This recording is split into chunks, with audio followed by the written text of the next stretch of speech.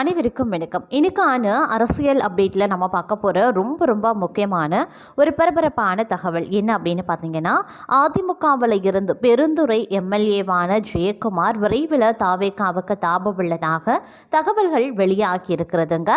இது குறித்த பல்வேறு முக்கிய தகவல்கள் தற்போது வெளியாகி மிகப்பெரிய அளவில் பார்த்தீங்கன்னா அரசியல் வட்டாரத்தில் பரபரப்பை ஏற்படுத்தி வந்துட்டுருக்கு அப்படின்னு நான் சொல்லணும். அது மட்டும் இல்லாமல் செங்கோட்டையனினுடைய கேம் பிளான் அதிமுகவில் அடுத்தடுத்து விடுகின்ற விக்கெட்டும் விஜய் அடக்கி வாசிக்க இதுதான் காரணமா அப்படிங்கிற சந்தேகத்தை எழுப்பியிருக்கிறது அப்படின்னே கூட சொல்லலாங்க.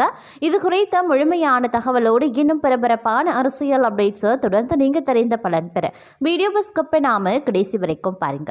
வீடியோக்குள்ள புகழ்றதுக்கு முன்னாடி இது வரைக்கும் நீங்க நம்ம சேனலை சப்ஸ்கிரைப் பண்ணல அப்படின்னா உடனே சப்ஸ்கிரைப் பண்ணிக்கோங்க. அப்படியே பக்கத்தில் இருக்கக்கூடிய நோட்டிஃபிகேஷனுக்கான பெல் பட்டனையும் பிரஸ் பண்ணிக்கோங்க. சரி நேர்களே, வாங்க வீடியோக்குள்ள போகலாம். அதிமுகவில் இருந்து பெருந்துறை எம்எல்ஏவான ஜெயக்குமார் விரைவில் தாவேகாவுக்கு தாவ உள்ளதாக தகவல்கள் வெளியாகியிருக்கிறதுங்க. செங்கோட்டையனின் தீவிர விசுவாசியான ஜெயக்குமாருக்கு இந்த முறை சீட் கிடைக்காது அப்படின்னு சொல்லப்படுறதுனால அவரை தேர்தல் நெருங்கும் போது தாவேகாவில் இணைக்க செங்கோட்டையன் முயற்சித்து வருவதாக சொல்றாங்க. அதாவது ஈரோடு மாவட்டத்தில் நடந்த தாவேகா பொதுக்கூட்டத்தில் விஜய் பேசும்போது அண்ணன் செங்கோட்டையனை போல இன்னும் பலரும் தாவேகாவில் இணைய போகிறாங்க, அப்படி வருவோருக்கு உரிய மரியாதை அளிக்கப்படும் அப்படின்னு சொல்லியிருந்தார். விஜயின் இந்த பேச்சு கொங்கு மண்டல தலைவர்களிடையே பேசுபொருளாகி இருக்கிறது. ஏற்கனவே ஈரோடு மாவட்டத்தின் முக்கிய தலைவரான செங்கோட்டையன் தாவேகாவில் முக்கிய பொறுப்பில் இருக்கார். இவர் தாவேகாவில் இணைந்ததற்கு பிறகு விஜய் கொடுத்த முக்கிய அசைன்மெண்ட் அதிமுகவில் அதிருப்தியில் இருக்கக்கூடிய நிர்வாகிகளை தாவேகா பக்கம் கொண்டு வர வேண்டும் அப்படிங்கிறது தான். அதற்கான முதல் கட்டமாகவே ஈரோடு பொதுக்கூட்டமும் அமைந்திருக்கிறது. இதற்கான பணிகளில் செங்கோட்டையனும் தீவிரமாகவே இருக்கார். முதற்கட்டமாக தனக்கு செல்வாக்கு அதிகம் இருக்கக்கூடிய ஈரோடு மாவட்டத்தில் இருக்கக்கூடிய முக்கிய பிரமுகர்களுடன் செங்கோட்டையன் பேசி வருவது தெரிய வந்திருக்கிறது. அந்த வகையில் தாவேகா பொதுக்கூட்டம் நடந்த பெருந்துறை தொகுதி எம்எல்ஏ ஜெயக்குமார் விரைவில் தாவேகா பக்கம் செல்லவுள்ளதாக சொல்றாங்க. செங்கோட்டையனின் தீவிர விசுவாசிகள்ல ஒருவரான ஜெயக்குமார் அதிமுக தரப்புல மீண்டும் பெருந்துறை தொகுதியில போட்டியிட விருப்ப மனு கொடுத்திருக்காரு. அவரோடு இன்னும் சிலரும் விருப்ப மனு கொடுத்திருக்காங்க. இதனால மீண்டும் அதிமுக தரப்புல தேர்தலில் போட்டியிட வாய்ப்பு கிடைக்காது என்ற எண்ணத்துல ஜெயக்குமார் இருப்பதாக விவரங்கள் அறிந்தவர்கள் சொல்றாங்க. இதனால தேர்தல் நெருங்கும் போது ஜெயக்குமார் தாவேகாவில் இணைவதற்கான சூழல் கணிந்து வருவதாக தாவேகாவினர் பேச தொடங்கியிருக்காங்க. இதனால கொங்கு மண்டலத்தைச் சேர்ந்த மற்றொரு அதிமுக நிர்வாகியும் தாவேகாவில் இணைவது அக்கட்சிக்கு மிகப்பெரிய சோதனையாக அமைந்திருக்கிறது.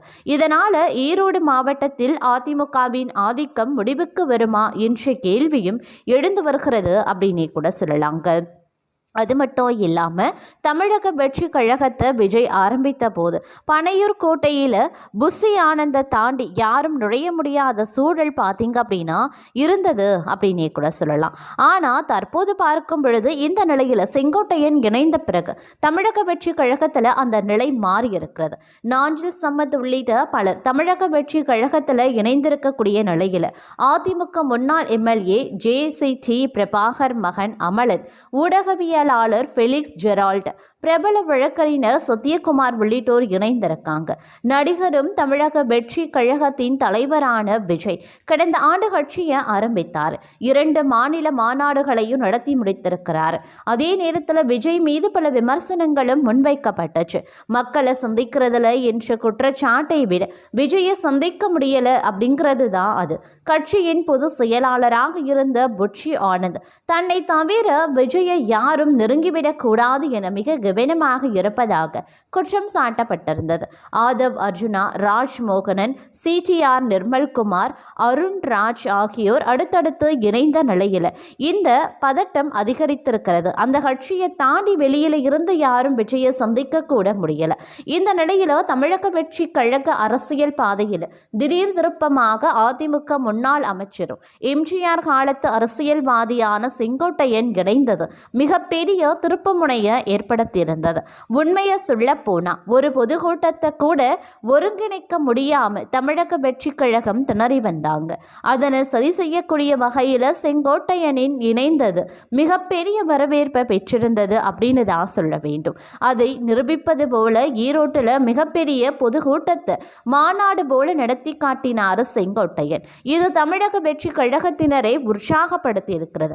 மேலும் பல்வேறு கட்சிகளுடன் பல ஆண்டுகள் தொடர்பில் இருப்பதால் மேலும் பல அரசியல் தலைவர்கள் பிரபலங்கள் தமிழக வெற்றி கழகத்திற்கு வருவாங்க அப்படின்னு எதிர்பார்க்கப்பட்டது.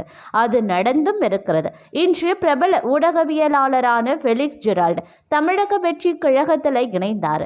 தொடர்ந்து திமுக எதிர்ப்பை பிரதானமாக வைத்து இருந்த அவர் நாம் தமிழருக்கு ஆதரவாக பல நேரங்களில் பேசியும் இருக்கிறார். இந்த நிலையில் திடீரென கடந்த சில தினங்களாக தமிழக வெற்றி கழக தலைவர் விஜய் ஆதரவு நிலைப்பாட்டில் இருந்த ஃபெலிக்ஸ் இன்றைய விஜய் முன்னிலையில் இணைந்திருக்கிறார். இது மட்டுமில்லாமல் பிரபல வழக்கறிஞரான சத்யகுமார் தமிழக வெற்றி கழகத்தில் இணைந்திருக்கார். அவரும் தாவேக ஆதரவாளரான பேசி வந்ததும் குறிப்பிடத்தக்கது. எல்லாவற்றையும் விட கவனிக்கத்தக்க விதமாக அதிமுக முன்னாள் எம்எல்ஏவும் அதிமுக அமைப்பு செயலாளருமான ஜேடிசி பிரபாகரனின் மகன் அமலன் விஜய் கட்சியில் இணைந்திருப்பது தான் பேசுபொருளாக மாறியிருக்கிறது. எம்ஜிஆர் காலத்து அரசியல்வாதியான ஜேசிடி பிரபாகர் ஜெயலலிதாவுடன் பணியாற்றியும் இருக்கிறார். அவரது மறைவுக்கு பிறகு எடப்பாடி பழனிசாமி அணியிலையும் பின்னர் ஓபிஎஸ் அணியிலையும் பயணித்த அவர் கட்சியில பிரிந்து சென்றவர்களை ஒன்று சேர்க்க முடியல என அரசியலில் இருந்து வெளிவந்தாரு அப்படின்னு சொல்லலாம்.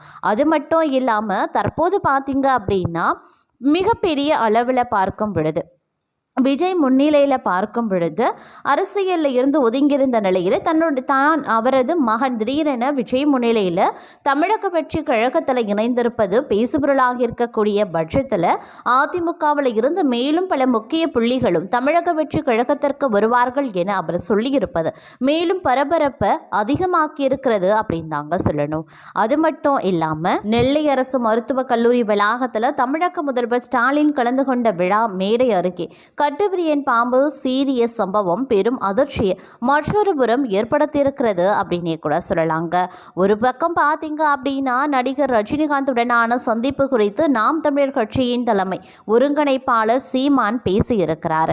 அது மட்டும் இல்லாமல் தற்போது பார்த்தோம் அப்படின்னா தமிழக அரசியல் வட்டாரத்தில் பார்க்கும் பொழுது அடுத்தடுத்து ஏற்படுகின்ற அதிரடியான மாற்றங்கள் அப்படிங்கிறது மிகப்பெரிய அளவில் மாற்றத்தையும் ஏற்றத்தையும் மக்கள் மத்தியில் பலவிதமான எதிர்பார்ப்புகளை ஏற்படுத்தியிருக்கிறது அப்படின்னு நான் சொல்லணும். மேலும் பார்க்கும் பொழுது எடப்பாடி பழனிசாமி அவர்கள் பார்த்தோம் அப்படின்னா நாம் தமிழக தமிழக வெற்றி கழக தலைவர் விஜய் பார்த்தீங்கன்னா சமீப காலமாகவே அரசியல் களத்தில் விறுவிறுப்பான செயல்பாடுகள்லையும் நீண்ட நேர உரைகள்லையும் மக்கள் மத்தியில் கவனத்தை ஈர்த்து வந்துட்டு இருக்கு அப்படின்னு சொல்லலாம். அதிலும் குறிப்பாக சொல்லணும்னா ஈரோடு பொதுக்கூட்டத்திற்கு பிறகு அவருடைய பேச்சிலையும் சரி அரசியல் அணுகுமுறையிலையும் சரிங்க தெளிவான மாற்றம் தெரியுது. இதனுடன் தமிழக வெற்றி கழக கட்சி கொள்ளக்கூடிய சில முக்கிய மாற்றங்கள் நடக்க தொடங்கியும் இருக்கிறது. ஈரோடு கூட்டத்தில் பேசிய விஜய் அண்ணாவும் எம்ஜிஆரும் தமிழ்நாட்டின் சொத்துக்கள் அப்படின்னும் அவர்களின் பெயரை பயன்படுத்த யாருக்கும் உரிமை மறுக்க முடியாது அப்படின்னு சொல்லியிருந்தார். மேலும் இந்த இரண்டு தலைவர்களுமே பார்த்தீங்க அப்படின்னா பல்வேறு வகைகளில் பார்க்கும் பொழுது ஏற்றங்களை கொண்டு வரக்கூடிய வகையில் அமைய பெற்றிருக்கிறது அப்படின்னு நாங்கள் சொல்லணும். இந்த நிலையில் பார்த்தோம் அப்படின்னா நாம் தமிழர் வெற்றி கழகம் தமிழக வெற்றி கழகம் உருவாக்கும் ஒரு சில விஷயங்கள் அரசியலில் பெரிய மாற்றங்களை ஏற்படுத்தியவர்கள் அதனை போலவே ஒரு அரசியல் மாற்றத்தை தமிழக வெற்றி கழகம் உருவாக்கும் அப்படின்னு பேசியிருந்தார் விஜய். இந்த பேச்சு தமிழக வெற்றி கழக தொண்டர்களுக்கும் விஜய் ரசிகர்களுக்கும் பெரும் உற்சாகத்தை ஏற்படுத்தியிருந்தது. அதே சமயம் விஜயின் உரைகள் அதிமுகவை மறைமுகமாக குறைத்து மதிப்பிடும் விதமாகவும் இருப்பதாகவும் விமர்சனங்கள் எழுந்திருந்தது. அதிமுகவை பலம் குறைந்த கட்சி போல காட்டுவதன் மூலமாக தமிழக வெற்றி கழகம் வளருமா என்ற கேள்வியும் தொடர்ந்து வந்துட்டுருக்கு அப்படின்னே தான் சொல்லணுங்க. இந்த நிலையில் பார்த்தோம் அப்படின்னா அரசியல் வட்டாரங்களில் அடுக்கடுக்கான வியூகங்கள் வெளிவரக்கூடிய பட்சத்தில் பார்க்கும் பொழுது பல விஷயங்கள் பார்த்தோம் அப்படின்னா மக்கள் மத்தியில் மிகப்பெரிய அளவில் எதிர்பார்ப்பை உருவாக்கி வருகிறது அப்படின்னு தான் சொல்லணும். ஏன்னா 2026 தொடங்க இன்னும் பார்த்தீங்க அப்படின்னா ஒரு சில தினங்கள் இருக்கக்கூடிய பட்சத்தில் அந்த ஆண்டுக்கான சட்டமன்ற தேர்தல் வந்து நடைபெறுவதற்கு இன்னும் ஒரு சில மாதங்களே இருக்கக்கூடிய பட்சத்தில் தங்களுடைய வியூகங்களை ஒவ்வொரு கட்சியினரும் ஒவ்வொரு விஷயமாக அரங்கேற்றுவது மக்கள் மத்தியில் பார்த்தீங்கன்னா மக்கள் மத்தியில் மட்டும் இல்லாமல் அரசியல் வட்டாரத்தில் பார்த்தோம் அப்படின்னா மிகப்பெரிய அளவில் வந்து எதிர்பார்ப்பையும் ஒரு விதமான பரபரப்பையும் ஏற்படுத்தி வந்துட்டுருக்கு.